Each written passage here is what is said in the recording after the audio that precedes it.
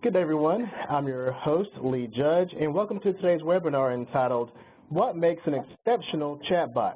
A question and answer webinar brought to you by Jacada. As a note, to honor the privacy of our attendees, only your name will appear in the attendee window. Today's webinar, as we mentioned, is an interactive webinar designed to answer your questions about customer service chatbots. The questions featured today have been submitted by you, the attendees, during registration.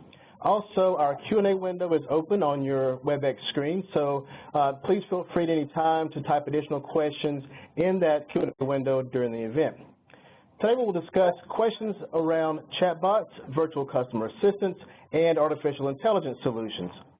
Many of the questions have already been reviewed by our panelists, and they have already had a chance to prepare some thoughts to share with you today. So let's introduce our panel. Our presenters today are Nicholas Koczkowski, an intelligent assistant and chatbot market specialist, as well as former CMO at Genesis. Also, we have Kumran Chamuhan, Vice President of Solutions at Jacada. As well, sitting in for Dylan Mills, whose wife's about to have a baby right now, I think, we have Michael Hastings, Senior Solutions Consultant here at Jacada.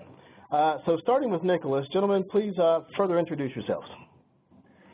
Yeah, thanks, Lee. I'm a consultant and fractional CMO. I work with startups and B2B software companies. I focus on technologies to communicate with customers, to engage them. Like you mentioned, I'm a veteran of the customer service industry. I spent 13 years at Genesis at different capacities. And last but not least, I'm the author with Opus Research, the Intelligent Assistant and SmartBot Market Landscape. So we created the first version 3 years ago. It's now in its fourth edition, and it's particularly relevant to today's topic. Thanks. Thank you. Michael? Sure. Thanks, Lee. My background is in self-service and customer experience as well. I spent about 8 to 9 years at Earthlink, which is the internet service provider here in the U.S., when I was managing their self-service activities as well as alternative care channels. And then from there, I moved to, I've spent time at a few different technology providers, including working on things such as omni-channel, cloud contact center, social media customer care, and then I've moved on to Jacada, specializing in primarily self-service activities here. Hello, everyone. I'm Kumran Chamuhan. I'm responsible for solutions at Jacada. It's a pleasure to have your time today. We're really looking forward to answering your questions and can't wait to get started. All right. Well, thank you, gentlemen. Before we begin, I'll mention one more time for those who have just logged in. To honor the privacy of our attendees, only your name will appear in the attendee window. So let's begin. Here's our first question of the day. We'll go to this one. How have chatbots changed over the last few years, and how will they change in the future? Nicholas? Yeah, thanks. If we look back in the mirror, there's really 3 technologies that have reached the kind of the maturity tipping points, and together enable this this new form of bots. First is NLP and LU, natural language processing and understanding. And what those technology maturity has done is it has started to make machine-to-human interaction much more conversational. Second, chatbot, like the name suggests, started on the web in the chat channel. And the second set of technologies that have matured is other channels. First and foremost is messaging. And messaging really created a new way of interacting on the customer's term that can be leveraging the mobile, the smartphone of people without requiring any type of mobile application. And second is voice. Progress in the field of machine learning has made transcription of voice back and forth between text much closer to the way we speak. So the coming of those new channels together is the second technology that has kind of reached a tipping point. And last but not least, although from a technology standpoint, it was existing before, the ability to actually barge in a human and escalate seamlessly a bot to a human has made the chatbot completely different. So these are the three technologies that have been there for a while, but they kind of matured lately to reach this maturity, enabling today what we call virtual assistants. Now, if we look forward, there's still a lot of progress that needs to be made, in particular in terms of conversational interactions. The second thing that we see happening is an evolution of bots. Historically, bots have focused on providing back information, and what we see now is bots starting to complete to fulfill the interaction of the customers, becoming a little more transactional, if I may use that term.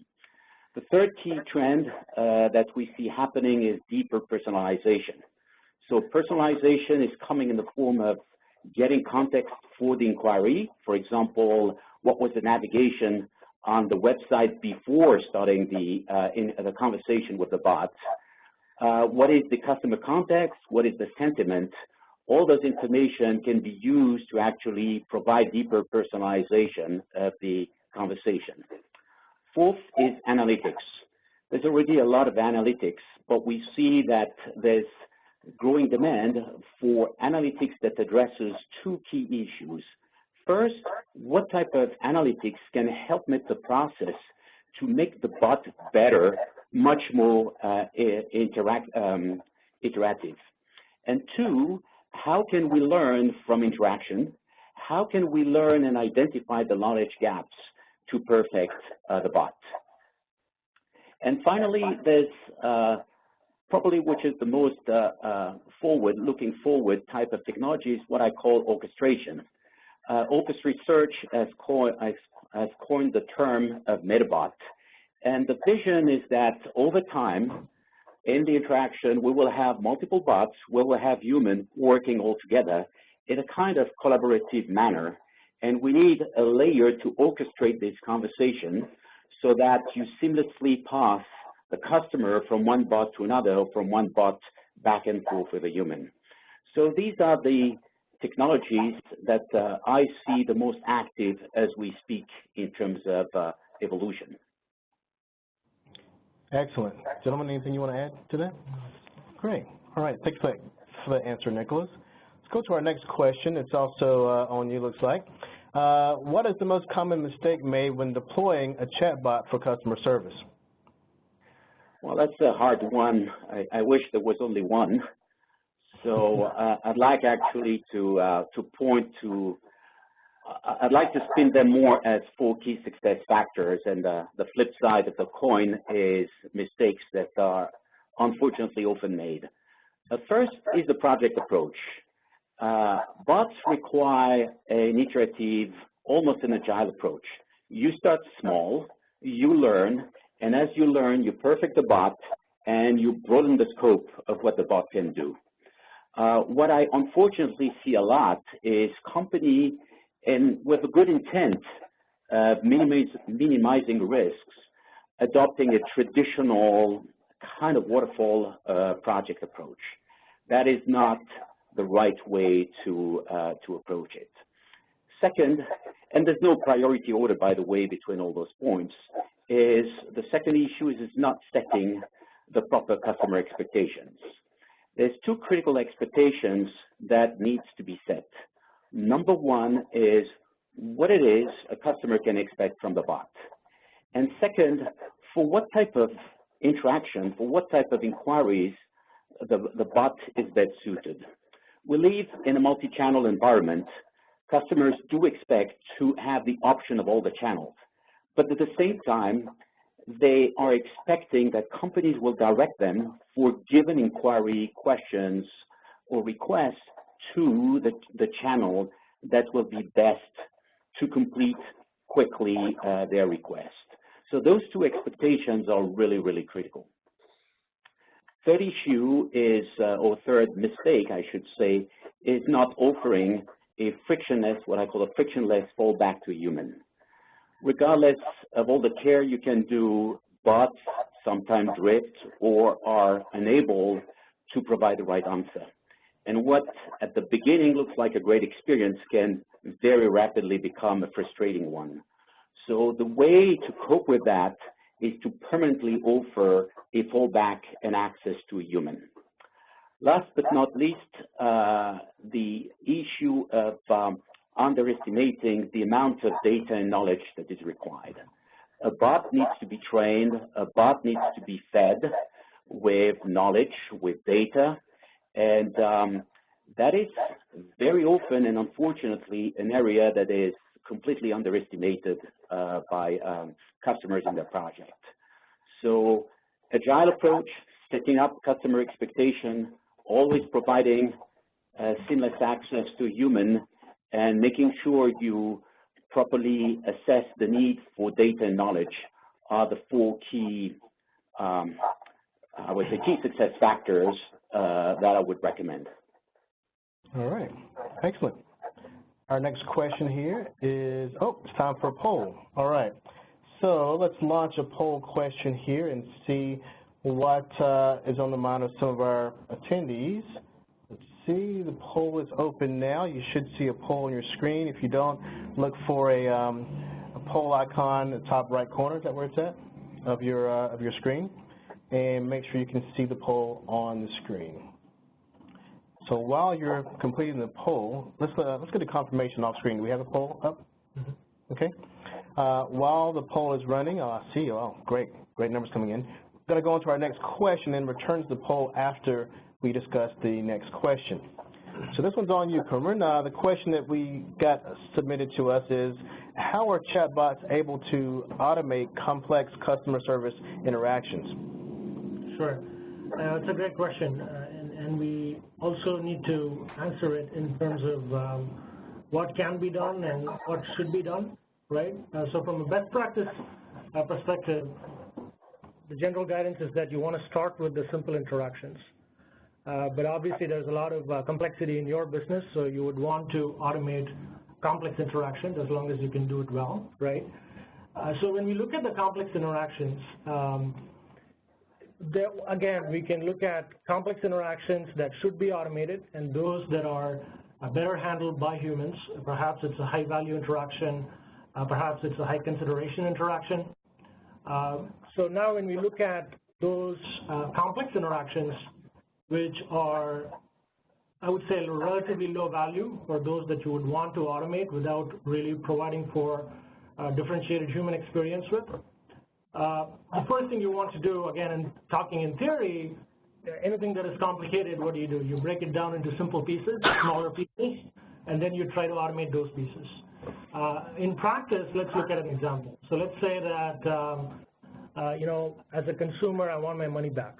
Maybe there's a charge on my credit card I want to dispute, or maybe, I got, a product that I ordered, I received, it's damaged, I want a refund, and perhaps I'm not within your exchange policies, and there's some anxiety on my part, there's some money involved. That's complexity, right? So when we look at the whole experience, it might seem complicated, but when we break it down into simpler pieces, there is a part where you need to get information from the customer. There is a part where somebody in your business is going to make the decision using some discretion whether they want to issue the refund or how they want to manage the dispute. And then there is a part where you want to keep the customer up to date with what's going on with the resolution process. So as we talk through this, there are very specific places in this total experience where you want a human to be involved, which is really the part where the human discretion is involved. All those other areas could be delegated to a bot. It could be a bot that is talking to you to collect information in a friendly manner while recognizing your sentiment and accommodating that part of the journey. Likewise, you can have a bot that keeps you posted on what needs to happen next. And the part that is left to discretion and the human can do it. So there are different ways in which we can kind of break complexity down and find opportunities for automation while improving the experience and reducing the total effort the customer needs to put in. Okay, thank you, Cameron. So we're going to briefly look at the results from our poll to see what our results were here. Let's see, it should be on your screen. Let's see if I can get it on my screen so we can discuss that. Can we verify that an attendee can see the poll? Because we're not seeing it over here. Okay, let's see. I'm not seeing our results. Okay, thank you for letting us know. So you see them. Well, let's see. Secret ballot. It's definitely a secret ballot. Our attendees can see the answers, and we can't see the answers yet. Let's see. Maybe, do you have them there? Can you please show those to us so we can discuss it? Just show us a laptop because we can't see them over here. Do you need to see the individual results? Is that I just want to see the poll results. We'll just look on this computer over here. Yeah, what we see, Nicholas, here is a majority are using it for frequently asked questions, and the other topics are kind of way lower, between 5 to 15%. And I think it's a reflection that the right thing is happening. People are starting small and expanding. And if I want to go back to and expand a bit on what Kumaran was sharing with us, I'm actually a believer that bots will become more specialized. So we spoke about informational bots. We start to see transactional bots that are able to actually accomplish something, interact with a system to fulfill the interaction, the request from the customers. We start to see as well response or answer bots. I don't think there's an established terminology that are helping address more specific, complicated questions, more in a kind of a customer support scenario. We see bots that are focused on providing suggestions to agents. So, and I'm sure there will be other mini categories emerging. So back to the question, what should I do to deal with complex problems? As you break down the problem, as recommended by Kumaran, you want to segment and focus the class of problem to the specialized bot that will do the best job at it. Second, and this ties back to what we discussed in terms of orchestration, you will have over time a layer that will front-end the customer and be able to dispatch complex inquiry to write towards the right bot. Third point, and that would be my conclusion on this one, is at the end of the day, bots are here to work together with humans. And in a perfect world, you want to offload simple, mundane, repetitive questions to bots and free up time of your agent to deal with the more complex part. So one way to look at the problem is actually to free up time of your agent and direct more complex interactions to agents, to humans. Excellent. So before we go to the next question, we have questions still coming in also on the Q&A window. So our panelists can see those questions. We'll try to jump into some of those if we can. We have a lot of questions to cover today. So guys, you can see the screen. If you want to grab one, please interrupt me and grab one. For now, let's go on to the next question. Nicholas, the question submitted was, what are the most successful methodologies for connecting bots to the ecosystem of data sources used in contact center environments? Yeah, so I'm not aware of specific methodologies, specific to bots. What I see is that there's actually, in terms of integration, a slew of new integration techniques that were brought by the cloud and that can and should be leveraged in the case of a bot deployment. I would say back to start small and grow, that if you can start deploying a bot with little integration, you should definitely do it and add the integration as you expand the scope of the bots.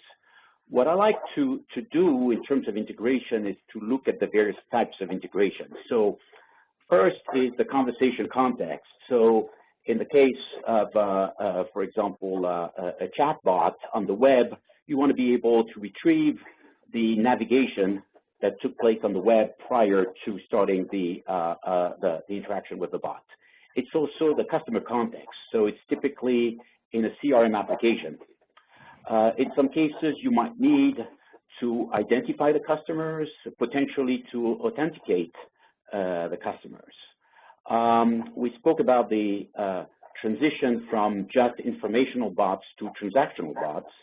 So that will require to connect the bot to an application to complete the customer service request. And last but not least, you want to make sure that you are able to pass the context between the bots and humans, or between several bots if you use several bots, to make sure that from a customer perspective, the interaction is really, the conversation is really seamless. Now, I know I took the question, but I also know that integration has been an historical area of focus for Jacada. So probably, Kumaran, you want to elaborate a bit on what my answer. Sure. Yeah, I think you made very good points there, Nicholas. I would suggest that, going back to the surveys, it looks like many of our audience members have implemented bots for frequently asked questions. So first opportunity would be to personalize those FAQs using integration, using customer data, be it from your CRM systems, your channels of engagement, so that you are providing richer, personalized answers.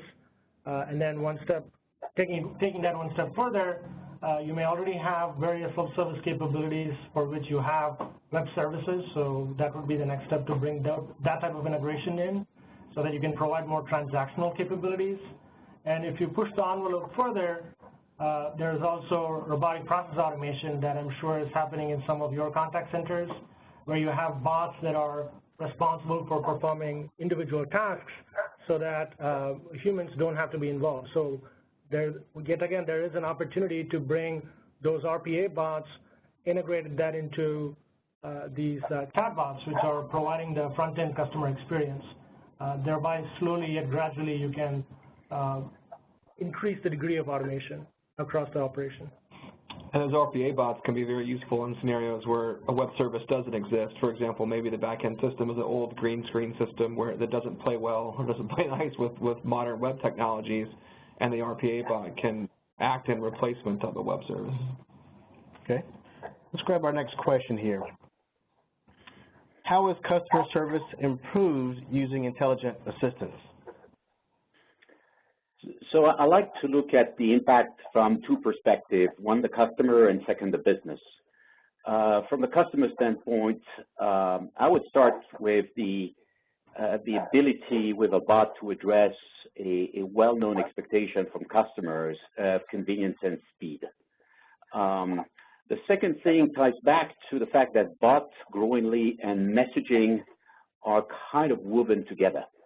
And a messaging interaction, a type of interaction, is actually great from a customer perspective. You don't have to wait. If you think about it, you give back their time to customers. It maintains context. And in the case of digital text type interaction, it's extremely precise. Finally, when you take a step back, and if you look at a true assistant that has conversational abilities, and number two, that never gets in the way of reaching out to a person, you've got the two elements to provide a great experience. So the experience impact on the customer side is one way to look at the overall business impact. From a company standpoint, I'll start by saying that I want to acknowledge that even if all companies have a focus on improving customer experience, customer service organizations, they still have to improve productivity to reduce their costs. So it's very challenging for them. And what you find is that the bots and assistants provide those organizations with a way to reduce costs without impacting the experience. So this is one of those few technologies that allows to kill two birds with one stone. The bot, of course, by virtue of being self-service, is going to free up some cycles of your agents. But when you look at the big picture, you will also be able, from a business standpoint, to apply those cycles to important interactions, be them complex one, be them high value or high impact interactions. So bots give you the opportunity to revisit how cycles of your most precious resources, people, are going to be allocated. Finally, and again, it's a little bit forward-looking, but we've seen a continued increase of communication channels. We live in a connected world, and the challenge for many organizations is to offer customer service, to offer assistance at any time on any channel. So for many organizations, this scaling is extremely hard. And when you think about it, a bot is always here, can start to pick up the questions and manage this presence across channel and over time. Okay. Do you want to elaborate on that some? Sure. I mean, I completely agree. Great points there. Experience has taught me that my belief, based on those experiences, is that cost reduction and a high-quality customer experience do not necessarily have to be mutually exclusive. It's not one or the other. You can have both, and I think intelligent assistants are perfect technology to provide for that. So, one, it allows you to meet customers where they are in the channel of their choice and provide a quick, low-effort customer experience in a cost-effective manner for the business. It's win-win for everyone. All right. Let's see what our next question here is. Next question we have here is, what is the best way to implement Chatbot or VCA into the IVR that is seamless to customers? Sure. Again, it's another interesting question. Although we're talking about chatbots, Nicholas made the point that it doesn't necessarily have to be about chat. We're really talking about conversational engagement, and that can really span multiple touch points beyond not just your website, your mobile application, but also your IVR, and going even further into your personal assistants. Could be your Google Assistant on your phone or Alexa at home. And voice as a medium has really taken on. It's kind of getting a great revival, if you will, with the advances we've seen in natural language understanding. So definitely there are technologies available, as you would know, where you could build a conversational bot and make it available on your existing IVR platforms. But I'd also like to raise a question in response. I guess the question you also want to ask is, since there is a reference to seamless here, you want to really understand what is seamless for your customers.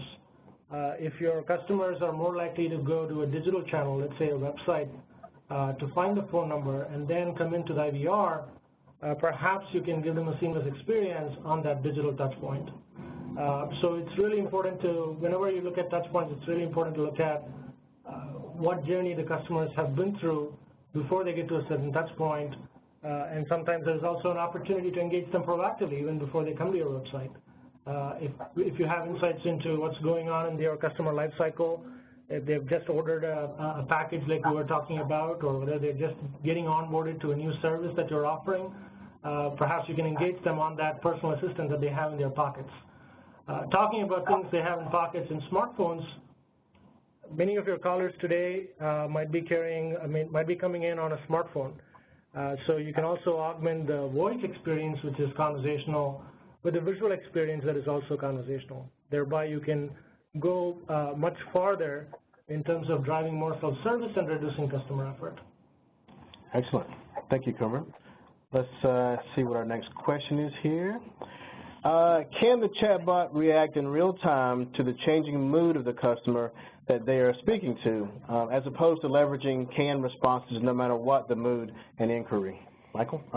Michael. Yeah, another really good question. So this question really speaks to the need to use cognitive services such as sentiment analysis in order for the bot to recognize, is the customer becoming agitated, or are they happy with the service that they're receiving?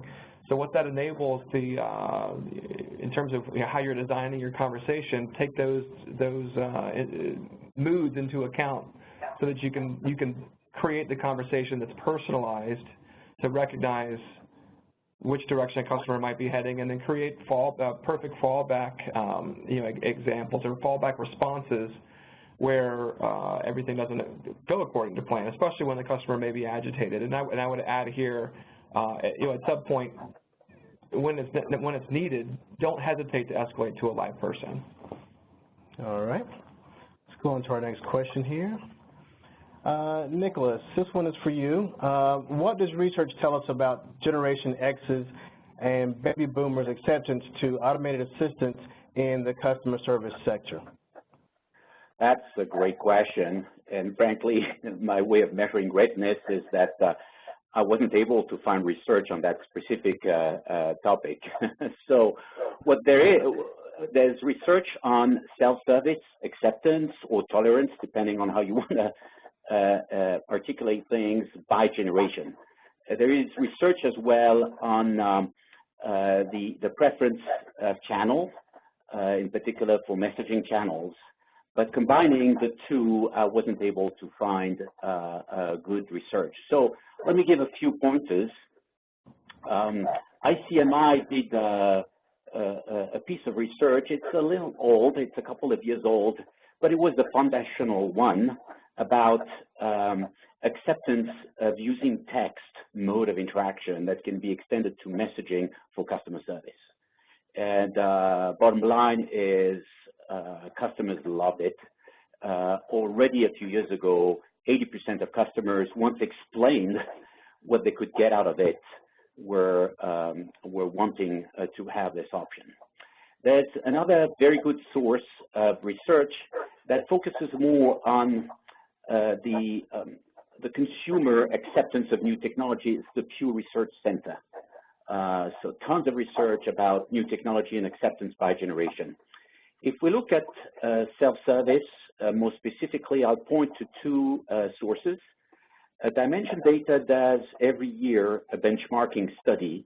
It's a very comprehensive one, and you can track the evolution from one year to another. And lately, they have been studying a lot the shift of preferences from voice to digital channel. Likewise, Forrester does a lot of consumer research about the acceptance and desire for self-service. I would say if you go through all those, this research and more, what you will see is kind of obvious conclusion is, number one, newer generation have a preference for starting the interaction using messaging and self-service. What's interesting is to understand the reason why is because they like to start to do the initial stages of the exploration on their terms. And what we see moving from generation Y to Z actually is an even greater desire to be able to do things by yourself. The second thing is we make the assumption that older generation are a little more reluctant to use text or messaging or to use self-service. Indeed, but actually when you look in detail, what you see is there's a much greater readiness and acceptance of older generation to use both. And it means that if properly done, the same type of approach can actually span across all generations. Excellent. Nick, if I could add just an anecdotal story there. So when I was managing channels and self-service at Earthlink, a large percentage of our customer base were boomers. They were 55 plus. And, you know, I hear this, the kind of the assumption weekly, pretty much, that it's the millennials that like texting and that like chatting.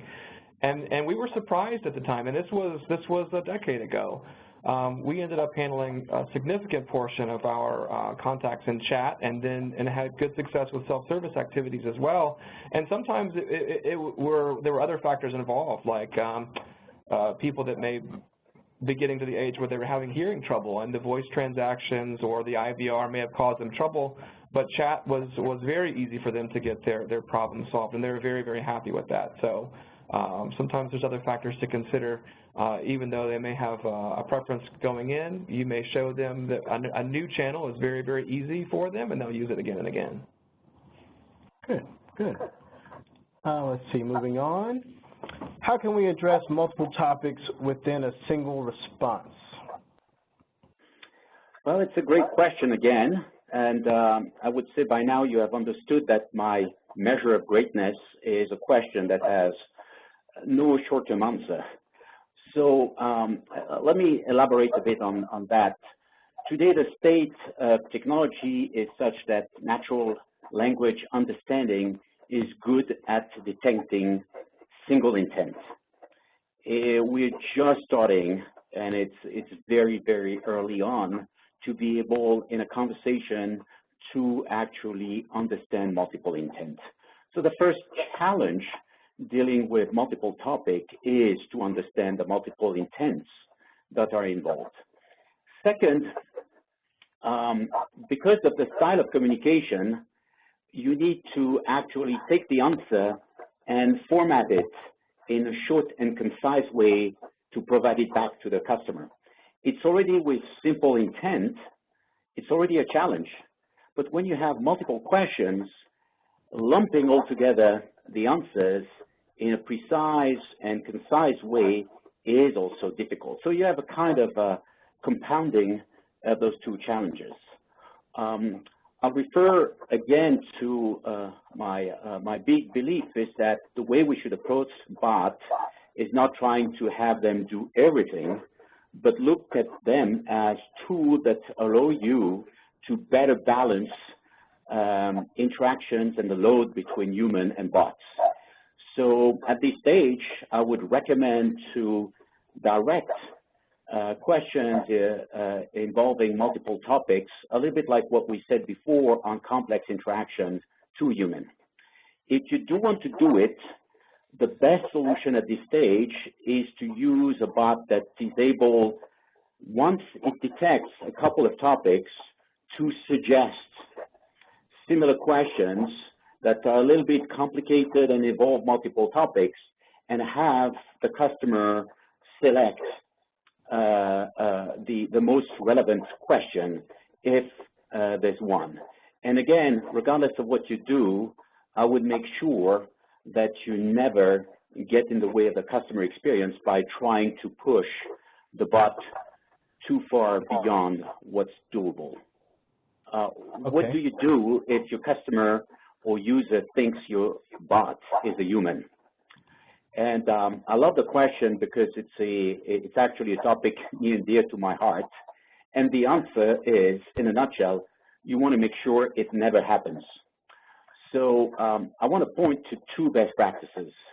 Best practice number one, never ever pretend to be a human. I think it's critical that the bot make it clear that it is a machine. Second, and I mentioned it already several times, you want to make sure that automation never gets in the way of enabling a customer to reach out to a human. So if you weave that seamless access to an agent, to a human, into the experience, then you establish very clearly that there's a bot, that is a machine, and there's a human, and these are disjoint world. Kumaran, any thoughts that you want to add to that? I think that was spot on, and it's just being candid is the best way to go. And we also talked early on about orchestration and bot specialization, right? So there may also be situations in the future as you explore this landscape further when you have a bot that is engaging a customer on a website, and perhaps there's a human behind the scenes supporting the bot. Maybe there's another bot that is coming to the bot's rescue. So when these types of things happen, it's always useful to be transparent with the customer, with the user of the experience, so that they understand what's going on, and they are also empowered to ask for live assistance at any point in time.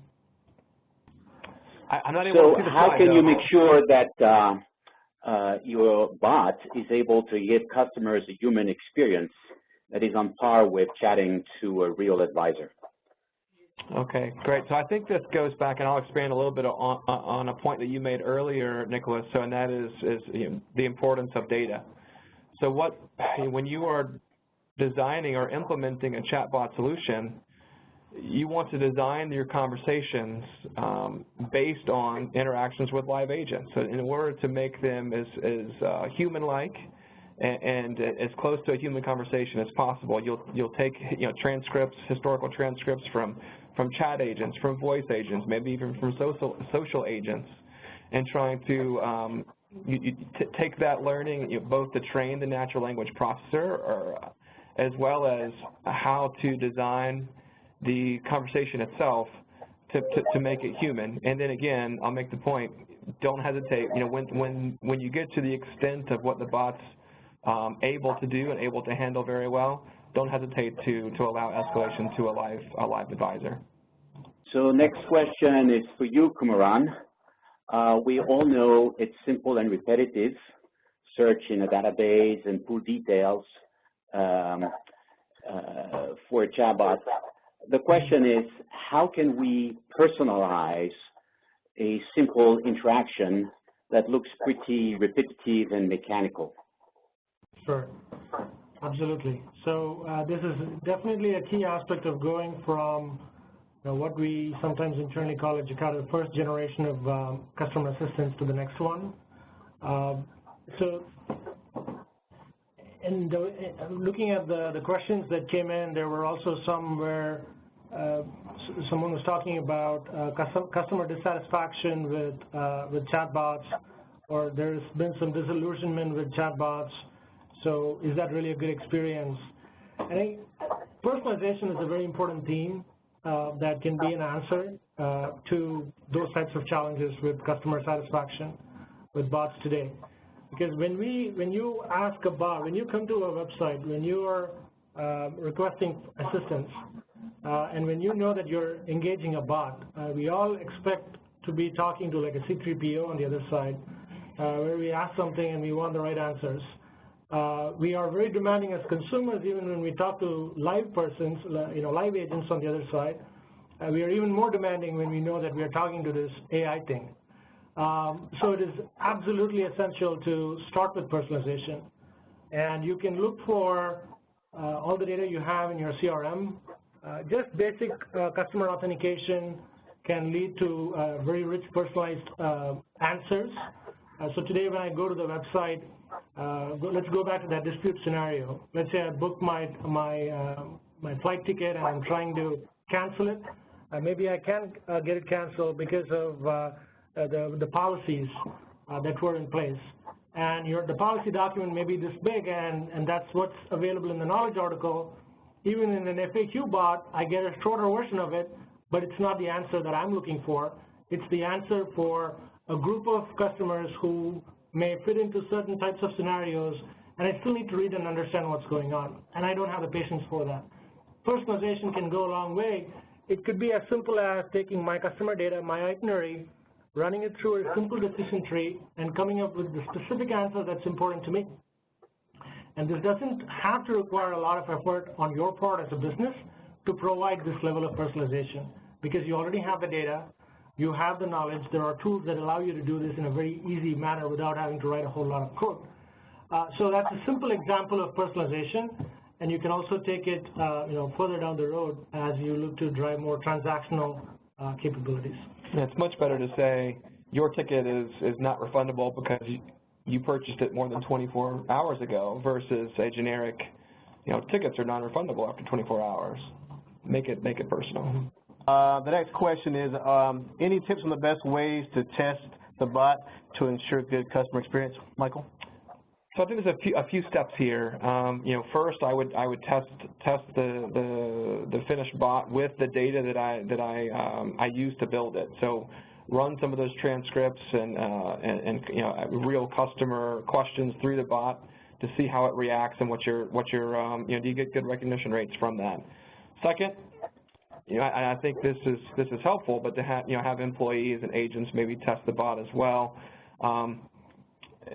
One additional thing there that you might consider is even have agents use the bot themselves for their own advice while they're helping customers.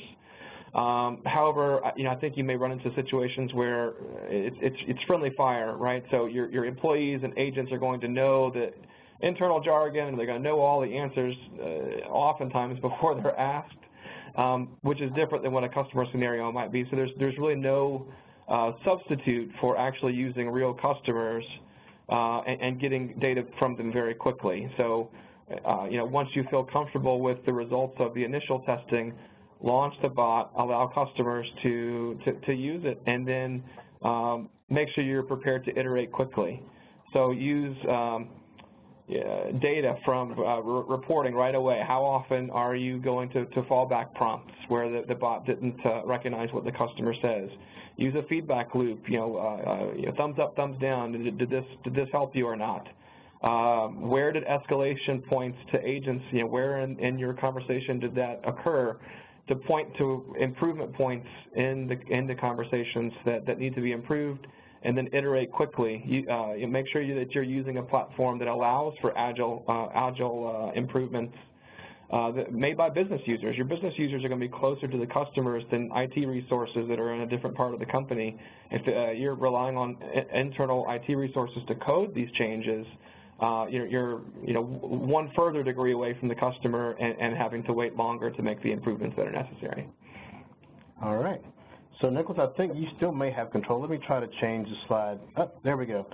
So it's time for a poll, but I think we lost our poll ability during that to that technical difficulty. Plus, we have time running short. So let's go ahead and grab our next question here. First initial deployment of chatbot technology.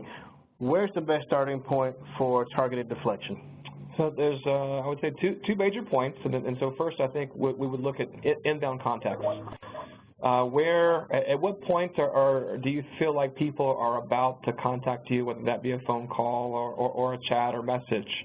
The contact us page would be a perfect place to start.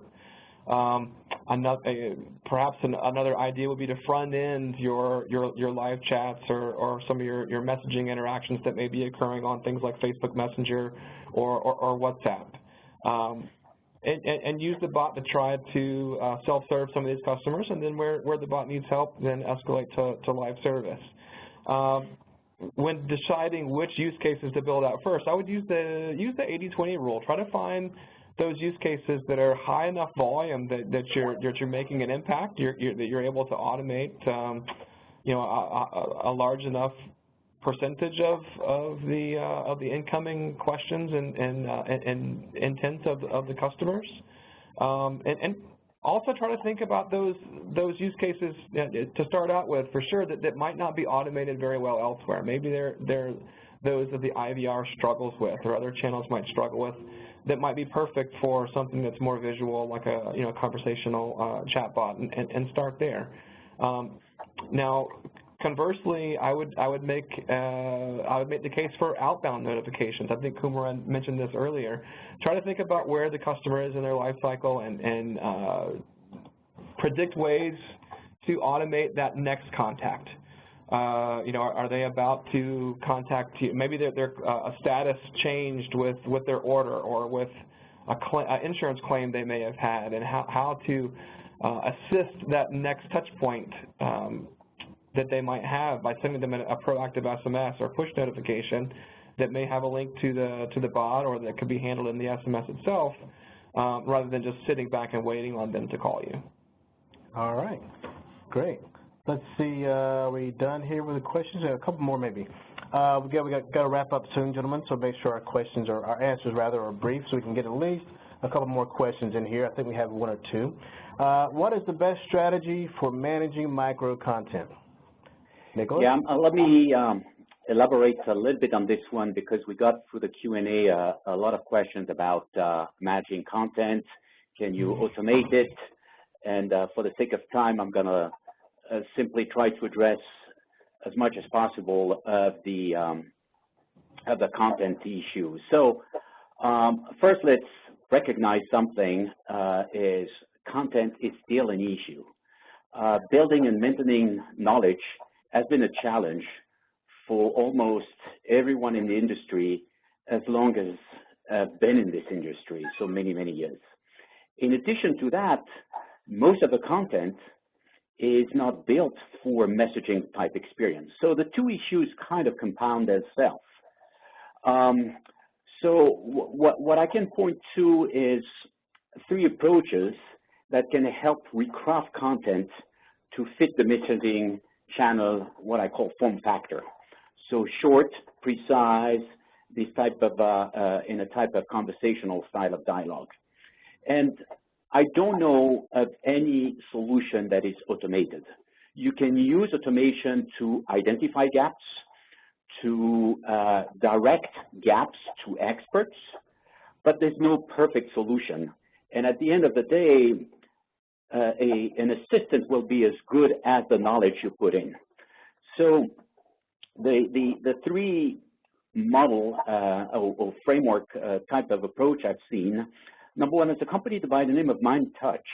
They have technology that can take a large document, so typically a product manual, a large PDF file, a notice, a product manual, and chunk it automatically into smaller topical pieces. And you can index all those pieces. It's not necessarily the perfect answer to the question, but at least you have chunked things and make them much more actionable. So that's one way to help with this. There's another company directly who helps company build networks of experts. So think of your power users, your partners. They are not people in the company. They are part of the ecosystem of the company, but they know very well the product, and you can harness them to participate and support. And they've built a pretty sophisticated and effective reward system where you can use those resources at a fraction of the price of a typical resolution by in-house resources. And you can actually use experts to crowd power small responses. The third approach I can mention is the one that a company by the name of Zendesk introduced a few weeks ago. They created a tool that basically not just identify the gaps, but try to entice agents to create a piece of content or reformat the pieces of content that is missing. I find it intriguing. That being said, I must say that although agents are ideally positioned to help, I know from experience that it's super hard to add to their plate when they're already so busy. So anyway, I would look into these approaches, but thank you so much for the question, because not only the data and the knowledge is pretty hard, but you need to format it in the form of small responses, which is very difficult. Okay. Thank you, Nicholas. Next quick question. Kumaran, is self-learning even possible with a chatbot, and how is it implemented? Okay. This is one of those questions, building on top of the C3PO analogy that we started with. It's really important to go in with reasonable expectations. But putting the expectations aside, there are possibilities, right? There are definitely capabilities that you can leverage as you look to design a chatbot which has various pieces of its intelligence that develop on an ongoing basis. So for instance, let's say I'm at home and I need help troubleshooting my TV remote. Rather than trying to explain to the agent which remote I'm using or trying to pick from a set of pictures, perhaps I can just send in a picture of my remote, and the bot, using computer vision, can understand what type of remote that is, right? So likewise, bots can understand language, as we've been talking about. They can understand sentiment. They can learn about facial recognition, motion detection. So there are very targeted cognitive capabilities that are available, and these targeted cognitive capabilities do have the ability to learn. And these are definitely things that you should look to assemble as part of a broader conversational engagement experience you're putting together for your customers. Now, the other question to ask is also, what about the natural language responses? Can these be automatically generated rather than having a business person decide how exactly they want to curate and come up with that response? Again, the answer is yes. Whether you want to do that for your consumer experience or not, whether you want to do it today or tomorrow, that's definitely, that's a bigger question. But there is technology for natural language generation, and it really comes down to how you want to moderate and define that experience for your customers. And, at least what we've seen working with our clients, and the best practices of projects that succeed are those where you use targeted cognitive capabilities to build an experience that is based on past interaction data. It could be phone interaction data, call interaction data, email interaction data, but the total dialogue and the total experience is typically put together by a business person. So it does require upkeep, and not all aspects of your bot may be self-learning. And if you ask me, I would say that's a good thing for today. Okay. Thank you, Kumran. So we're at the top of the hour, but we have 2 more questions we want to try to address if you hang with us for a little while longer. These are folks who submitted questions during registration, so we want to make sure we try to get to those questions if we can today. So let's see, make sure who they belong to real quick, Kumran and Nicholas. So Nicholas, your first one of our last 2. With so many chatbot vendors, this is a good one to ask because I think that's a big question we had actually asked several times. How do you make sense of the market and make a short list? Yeah, this one is pretty hard. There's indeed a lot of players, and things are not going to get better. Moreover, there's a kind of continuum between simple scripted bots and true conversational assistants, and many vendors are kind of confusing all of them. That's actually why we created with Opus Research this landscape. So for the sake of time, if you're interested by this topic, I suggest you drop your email address in the chat box, and we will share with you 2 things, the vendor landscape and the functional blueprint that includes, that provides a kind of decomposition of the technology needed that help you to address this issue. Now, to get a little more specific, I'm going to assume this is your first bot. My recommendation number 1 is be very clear on your business goals, and then zero in on the type of bots that will yield, I should say, the highest return, the channels you want to support, and the type of integration that are needed.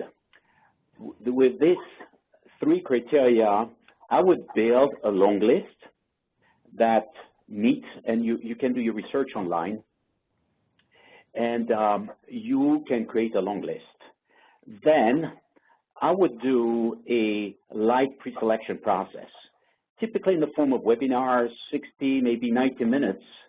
And what I would focus during this one-to-one with vendors is understand the conversational abilities, their references, the domain expertise, the type of project methodology they can offer. And if you have done your homework defining the business goals, number 1, if you are open and candid, sharing them, including the questions you might have, I bet you will very rapidly be able to zero in on your short list. The numbers of vendors, frankly, depends on the cycles that you can allocate for a deeper dive from 3 to 7. And what you will through this process do, first you will learn a lot, and by getting different perspectives from different vendors on the same topics, it will kind of give you a good reality check. So that would be, in the short remaining time, my recommendation to tackle this issue. But it's a key issue. I didn't mean to rush you by changing that question screen there, Nicholas. But you did. Well, speaking of time, the last question is about time. What is a typical implementation period for a chatbot? It can be really short. Well, it can be a few weeks. It could be, a few months. I guess in the spirit of Agile, you really want to focus on use cases. Our recommendation is to identify use cases and try to use it across touch points so that you start with an omni-channel experience that's cohesive and reduces effort for the customer for the given use case in their customer life cycle. That way you can maximize your bang for buck and do it quickly as well. Excellent. Didn't mean to rush you either, but I do want to respect the time of our attendees, so we'll have to close out the webinar today. It's been a very, very informative webinar. So thank you again, Nicholas, Kumran, Michael, for your valuable insights on what makes an exceptional chatbot. Due to the number of questions that have still been coming in for the webinar, we'll respond to you individually via email after the event. We hope you gain valuable insights regarding chatbots, virtual customer assistants, and artificial intelligence solutions, and how easily you can utilize it to enhance your organization's customer service. A replay of the event will be available soon on Jacada.com, and if you would like a copy of the slide deck, please, well, there's really no slide deck in this case, it's just questions, so you can review the questions during the event if you replay it, watch the replay. And so once again, thank you for attending today, and visit us at Jacada.com, and have a wonderful day. Thanks again. Thank you.